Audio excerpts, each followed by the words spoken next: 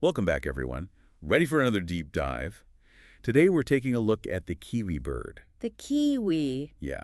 Well, more specifically, how this little bird, the national icon of New Zealand, lost its wings. Ah, got it. So we're diving into some mythology. We are, and we've actually got two different versions of this Maori legend, both passed down over generations. Sounds intriguing.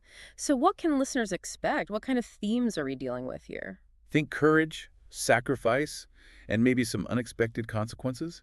It's a powerful story about choices and their impact, really woven into the cultural fabric of New Zealand. It's amazing how these stories, these legends, shape our understanding of the world and our place in it. It really is.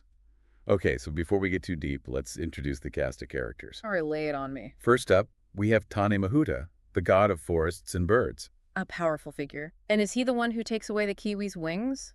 Not exactly. It's a bit more nuanced than that, but he's definitely at the heart of the story. Okay, I'm hooked. Who else is involved? Well, there's his brother, Tāne Mahuta. Another time. Okay, yeah, and his kids are actually the birds in this story. Ah, so these are like Tāne Mahuta's nieces and nephews? You got it.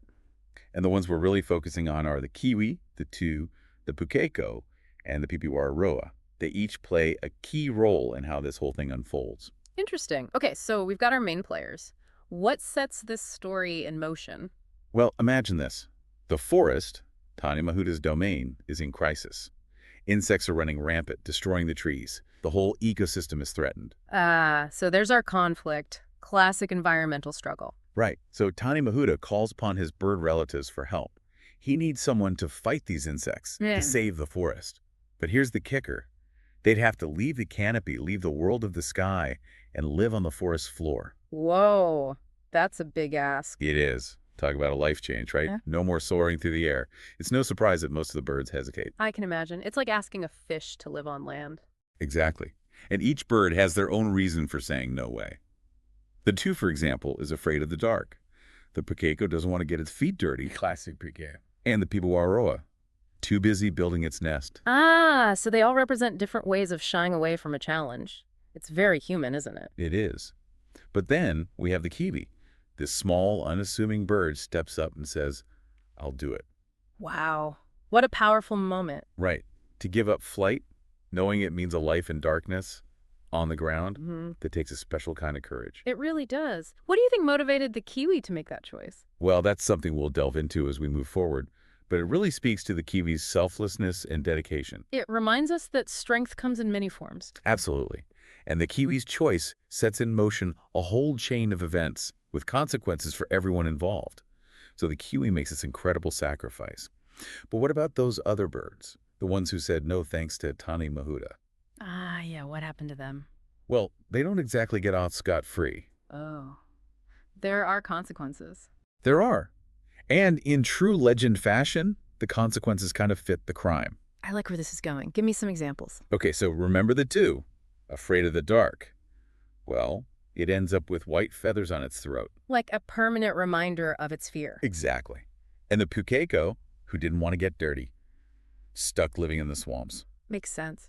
What about the Pīpīwharauroa, the one who was too busy nest building? Well, it can never build its own nest again.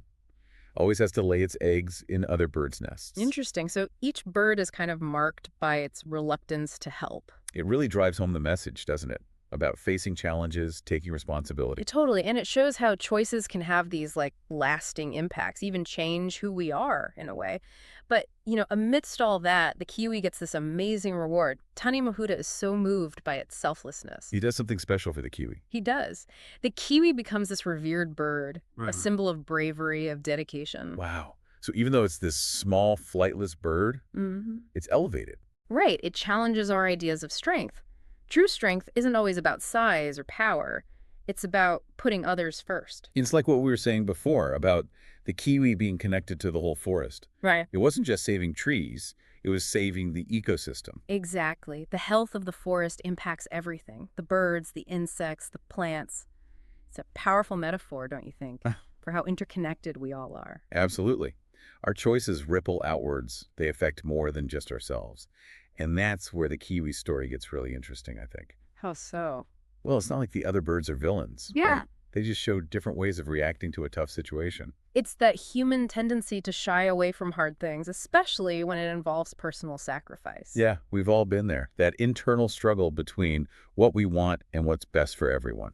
Exactly. And this legend gives us a way to think about that tension between individual desires and our responsibilities to others. It's like a timeless dilemma. It really is. Yeah. Like, how often do we have to choose between our own comfort and the needs of our family or our community, even the planet? All the time. It's a constant balancing act. And this story encourages us to, like, pause and reflect on those choices. Think about the consequences, what matters most. Yeah.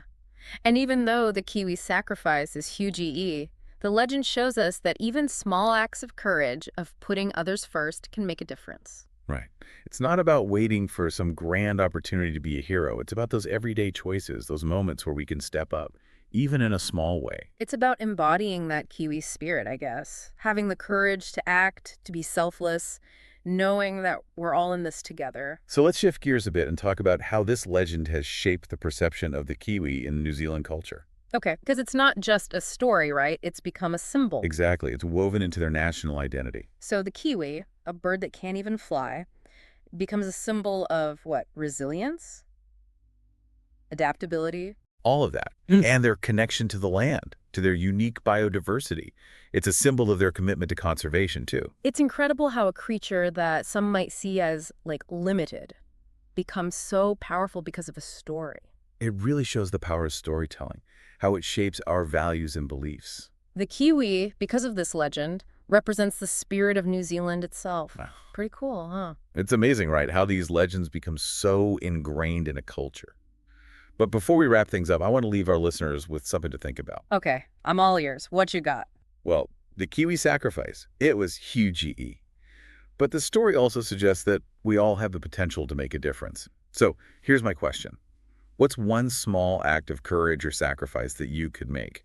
Something that might ripple out, and create positive change, maybe in your community or even for the environment. That's a good one. It really makes you think beyond yourself, doesn't it? Right. And it doesn't have to be as dramatic as losing your wings. Yeah, thankfully. But even those small acts, like being kind, being generous, or standing up for what's right, they can have a bigger impact than we realize. It all comes back to that idea of interconnectedness. We're all part of this web, right? Exactly. So as you go about your day, think about that. What step can you take to embody that Kiwi spirit? That courage, that selflessness. Maybe it's volunteering your time or donating to a cause you care about, or even just being more mindful of how your actions impact the planet. Even sharing the story, getting people talking about courage, about taking care of each other and the environment, that's a good start, too. Well said. And next time you see a Kiwi, maybe give a little nod to this champion of the forest. I will. Thanks for joining us on this deep dive. Keep exploring, keep questioning, and remember that knowledge is power.